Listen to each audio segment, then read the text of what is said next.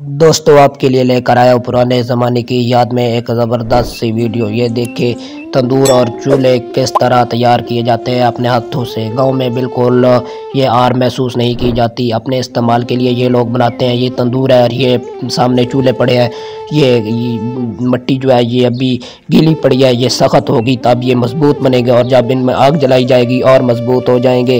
तो इस तरह की वीडियो के लिए हमारे चैनल को लाजमन से लाजमन सब्सक्राइब करें और इंशाल्लाह आपको पुराने ज़माने की याद में इस तरह की वीडियो मिलेंगी। पहले लोग घरों में बनाते थे इस तरह तकरीबन 1985 से पहले, लेकिन अब जो मिट्टी के हटकर सीमेंट की चीज़ें आ गई हैं, लेकिन इन लोगों ने अभी भी अपने घर में ये चीज़ें बनाने के लिए पुराना रवाज अभी भी बरकरार रखा हुआ है।